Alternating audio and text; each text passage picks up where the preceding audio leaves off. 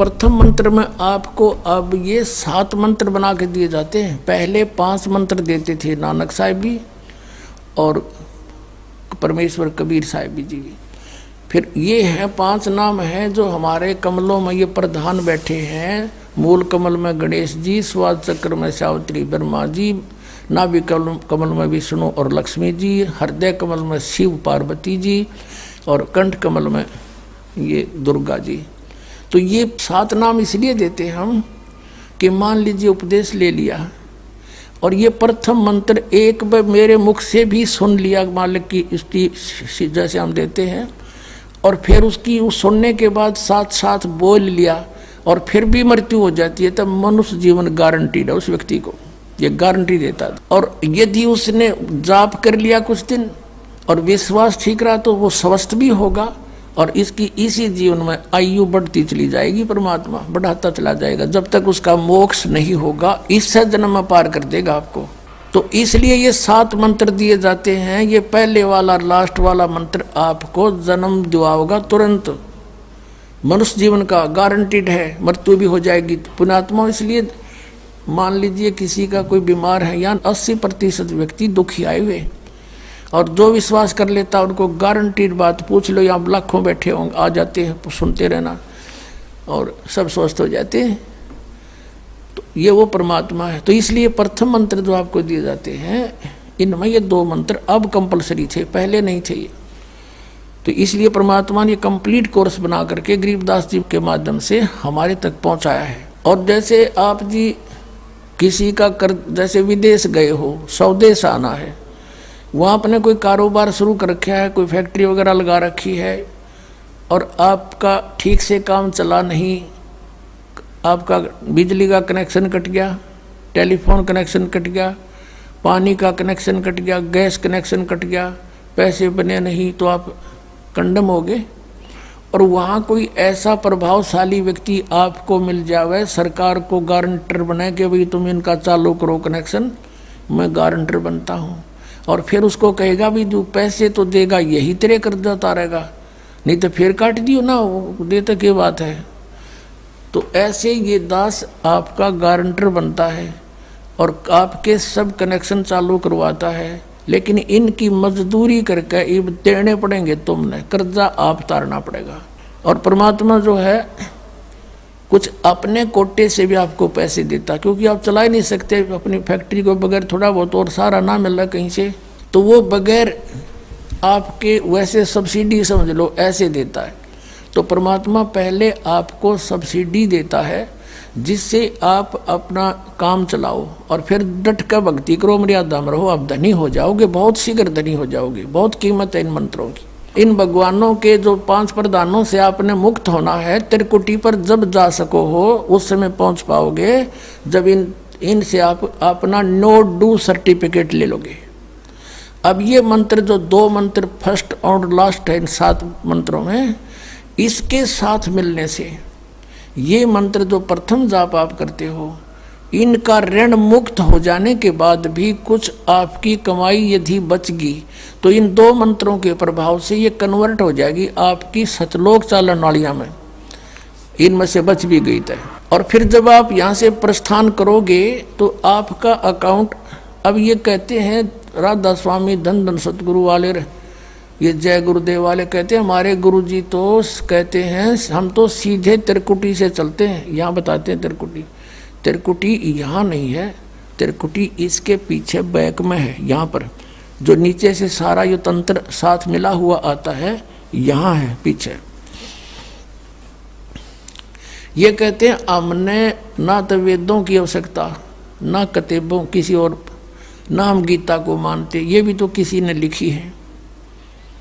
और हम तो सीधे त्रिकुटी से प्रारंभ करते हैं अपना रास्ता, त्रिकुटी से, उसका किसी ने नहीं पता।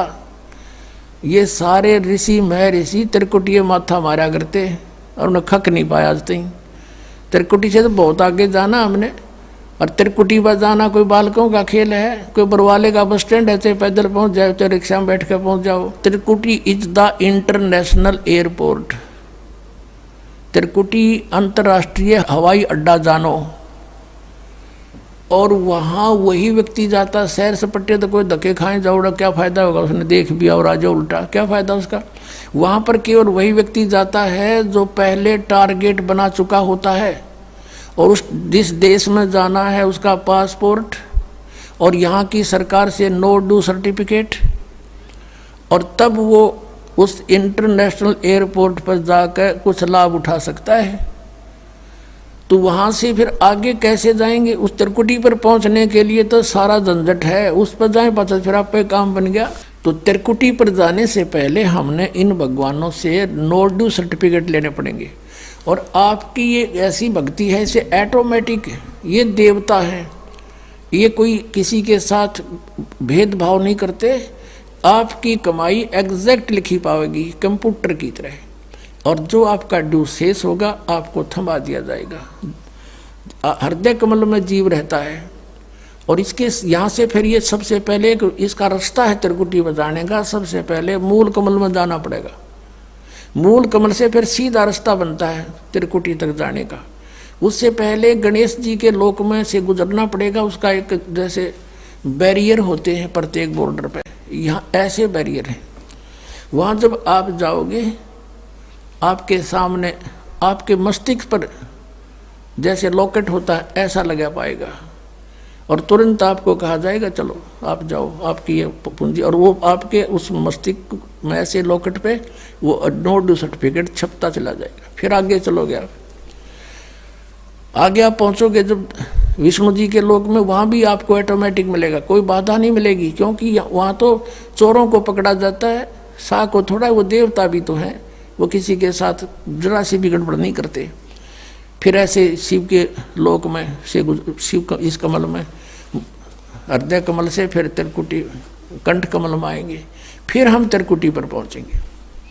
अब त्रिकुटी पर जाने के बाद इस सतनाम के जो प्रथम मंत्र का अकाउंट वहाँ देंगे, लेकिन वहाँ पर यह काल बकवाद करवा देता है। यहाँ का जो जितने देव हैं ये अपने सतर पर कोई गलती नहीं करते, ये करवाता है।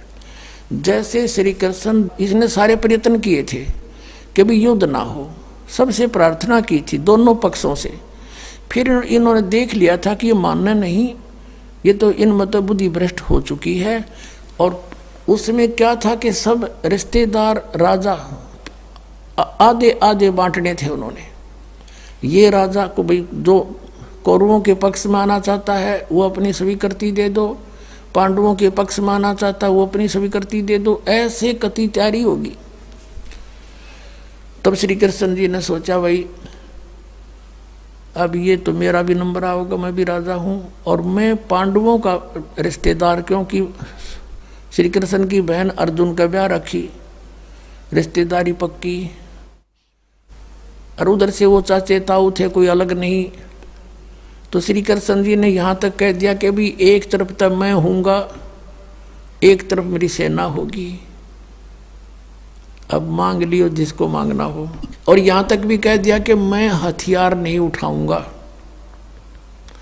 अब पांडव तो मुंह धो रहे थे श्री कृष्ण पे कि सर्वशक्तिमान है, ये जो हमारी तरफ पक्ष में हो गया तो अकेला ही बहुत है। तो फिर पांडव घबरा गए थे। पांडवों ने यहाँ तक कह दिया था प्रभु हमें 5 गांव दिवा दो, हम युद्ध नहीं करेंगे। वो नहीं मानना था, फिर भी छोड़ो इस बात को, हम आगे लेंगे। तो फिर जब महाभारत का युद्ध हुआ, अब श्री कृष्ण ने हथियार उठाया, पहिया उठा लिया रथ का, उसको अपनी शक्ति से सुदर्शन चक्र बना दिया, और उसने बहुत लाखों लोगों को काट डाला। अब ये अपने सतर पर गलती नहीं करते ये देवता, जब तक ये न्यूट्रल रहते हैं। और जब इस काल ने इन पर प्रभाव किया, अंदर प्रवेश कर गया इसके काल, श्री कृष्ण के पाप को बनवा दिए इसके, और सुदर्शन चक्र उठवा दिया और जूठा बना दिया, वह प्रतिज्ञा भंग करवा दी। ऐसे ये त्रिकुटी पर जाकर चाल चाल है, यहाँ तक नहीं बोलता ये।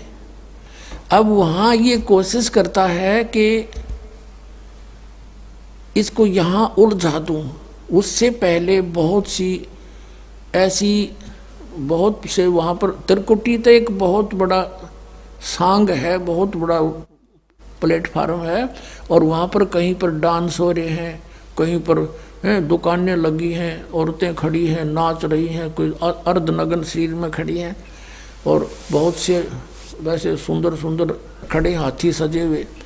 तो ये जीव वहाँ जाकर बिचल जाता है। सब ये नकली गुरु भी वहीं खड़े हैं, नकली गुरुओं का रूप बनाकर तो काल आता है, और अपने असली गुरु का रूप बनाकर परमात्मा आते। इस दास के रूप में आपको त्रिकुटी पे उपलब्ध होंगे परमात्मा। तो वहाँ क्या होगा कि कई बार ये काल भी परमात्मा यानी असली गुरु का रूप बनाकर खड़ा हो जाता है। तो सबसे पहले आप क्या करोगे, प्रणाम जब करोगे गुरुदेव को, ये स्वभाव तो आपका यहाँ बना ही दिया जाता है, गुरु जी दिखे दंडवत करोगे। दंडवत करते समय एक सतनाम का सुमरण अवश्य करना होता है। 1 सेकंड, ये 10 सेकंड मुश्किल से लगती है। श्वास उस श्वास का सिमरण करें प्रणाम करते समय, और उठकर जब देखोगे यदि परमात्मा होंगे तो एज इट इज पाओगे, और जब काल होगा दास के रूप में तो उसका स्वरूप बदला पाओगा, ऊपर का कपड़ा हटा पाओगा, उसका असली सूरत मिल जाएगी, तो आप वहाँ से बच जाओगे। अब फिर क्या होगा कि फिर तुम जैसे यहाँ आप देखते हो गुरु जी आगे सारे पीछे पीछे हो लेते हो, तो वहाँ जब मृत्यु होगी आपको सपना सा दिखेगा। जैसे आप किसी ऑफिस में गए हो किसी कामवश, और वहाँ आपका काम फटाफट होता जा रहा है, नहीं होता है तो आप दुखी हो रहे हो, बार बार बैठ कर रो रहे हो, तो ऐसे ही चलेगा वो। तो वहाँ जाते ही जब आपको गुरुजी दिखेंगे, आप एकदम इसी स्वभाव से जो आपकी यहाँ रिहर्सल हो रही है, आपके अंदर जो आस्था कसक पैदा हो रही है, ये वहाँ काम आओगी आपके। तो ये सब रिहर्सल यहाँ कराई जा रही है कि गुरु को परमात्मा जानकर ये सब क्रियाएं करो, तो वहाँ ये आपके काम आऊँगी, वहाँ अपने यूज होंगी ये सारी फार्मूले। तो जब आपको ये पक्का हो गया कि ये है गुरुजी, फिर आपको लेकर के धर्मराज के दरबार में परमात्मा जाएंगे इस दास के रूप में, और धर्मराज से कहेंगे जी इसका हिसाब कर दो, भगवान का आदेश है, आप लो अपना ये एक इसकी कमाई जो तुम्हारे सतर की वो प्राप्त करो। ओम नाम की कमाई और ये यज्ञों का जो बचा हुआ यहाँ प्रयोग हो गया सो हो गया यज्ञ, फिर भी बचे हुए भी आपको वहाँ देने पड़ेंगे कि आप अपना संभालो अपने सतर की। जैसा कि आपके संविधान में लिखा है, ये पवित्र वेद पवित्र गीता भगवान का संविधान है, इसके विरुद्ध जो कार्य करता है वो दोषी है, चाहे जज है चाहे बिना जज है। तो यहाँ का न्यायाधीश बहुत समझदार है, उसने वो सब समझता है। परमात्मा याद दिलाता है 18वें अध्याय के 66वें श्लोक में लिखा है, सर्वधर्मान परित्यज माम एकम शरणं व्रज। अपना अपने सतर की जो तुम्हारी है वो अपनी लो, इसकी पूजाएं और इसको छोड़ो, आगे चलेगा ये। तो वहाँ सतनाम के प्रथम मंत्र का जाप हम वहाँ देंगे, यज्ञ दे देंगे, फिर ये वहाँ से चलेगा। फिर वो आगे जागा तो पार ब्रह्म के लोक से हमने पार होना है। वहाँ पर सतनाम के दूसरे मंत्र की कमाई जो श्वास उश्वास से की हुई है, ये उसके दरबार में जाकर अक्षर पुरुष यानी परब्रह्म के लोक में जा करके उसको देंगे, वो आगे जाने अलाउड कर देगा। उसके 7 संग ब्रह्मांडों से पार होना हमने सहयोग देगा वहाँ से वो वहाँ तक जाने का, उस टैक्स के बदले में। अब यहाँ बताया है कि जे तू पढ़ा पंडित बिन दोई ना अक्षर दोई नावा, और पर्णवत नानक एक लंघाए जे कर सत समावा। अब ये 2 अक्षर का नाम जो सतनाम है, ये हमें भंवर गुफा तक पहुंचा देगा। भंवर गुफा है, जैसे अभी तक हमने 10 द्वार सुने थे, तो यहाँ परमात्मा ने गरीबदास साहिब जी के माध्यम से कहा है कि 12 मद मैल मठ बोरे बहुर ना दे धरे रे।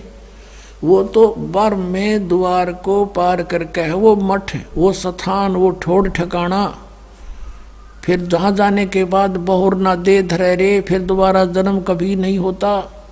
एक 10वां द्वार तो इस शरीर से निकलना है।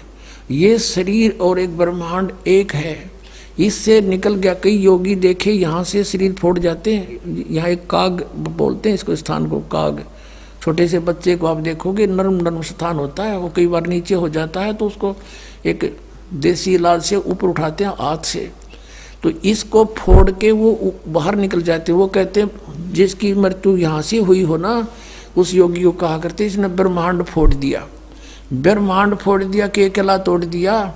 ब्रह्मांड के बीच में, प्रत्येक ब्रह्मांड के बीच में वैक्यूम प्लेस है, खाली स्थान, बहुत लंबा चौड़ा। ये फिर वहाँ धक्के खाएं जाओ, उसका वहाँ के चक्कर काटें जाओ, ठंडी ठंडी इसमें लगती रहे, और वहाँ इसकी कमाई पूरी हो जाएगी, फिर वापस नरक में। और फिर 21 ब्रह्मांड का भी एक ग्रुप है, चारों तरफ से एक अंड आकार है, और 21वें ब्रह्मांड का कनेक्शन जो है उसके चारों तरफ भी फिर खाली स्थान है, और वहाँ से सीधा एक 11वां द्वार है, वो अक्षर पुरुष के लोक में प्रवेश होता है, 7 संघ ब्रह्मांडों का। वो 7 संघ ब्रह्मांड भी चारों तरफ से एक तरफ बंद हुए हैं, पैक हैं, और बीच में अलग अलग डिवाइड हैं, वो अलग हैं। तो जब 11वें द्वार को पार करेंगे तो उसमें प्रवेश कर जाएंगे अक्षर पुरुष के लोक में। और 12वां द्वार जब है अक्षर पुरुष का, जो 12वां द्वार है अक्षर पुरुष के लोक से सतलोक में जाने के लिए पहले बीच में एक और स्थान है जो गुफा टाइप है, और उसको ऐसे गोल आकार है, वो ऐसे ऐसे जाएगा ऊपर को। तो वहाँ जब हम 12वें द्वार पर खड़े हो जाते हैं, इसका जो अक्षर पुरुष का चारों तरफ से जो बंद है उसके पारदर्शक है वो, वहाँ से सतलोक दिखाई देता उस आत्मा को जिसके पास सार नाम की कमाई है। अन्य को नहीं दिखता, अक्षर पुरुष के लोग व्यक्तियों को नहीं दिखता, वहाँ के प्राणियों को नहीं दिखता, तो वहाँ से फिर वो दिखाई देता है। अब जैसे नानक साहब ने कहा है कि एक छुड़ावे एक लखावे, यूँ तो छुड़ाओगा कालते सतनाम का पहला मंत्र ओम, और वो जो दूसरा मंत्र है वो लखावेगा, वहाँ जाकर एंड पे बैठा देगा, और वहाँ से आपको सतलोक दिखाई देगा, पार नहीं हो सकते। सार नाम है जिसके पास, तो फिर वो आगे उस भंवर गुफा से पार करके और फिर आपको 12वां द्वार पार करके तब परमात्मा का वो मठ है, वो स्थान है, सतलोक है, जहाँ जाने के बाद साधक फिर लौट कर कभी संसार में नहीं आते। तो इस प्रकार ये अर्थ तो ये था 18वें अध्याय के 66वें श्लोक का। ये बालक के जाने, संस्कृत के जानने वाले विद्वान पाक रहे थे, इनको कख नहीं पता था, अनर्थ कर डाला इस अनमोल सदग्रंथों का।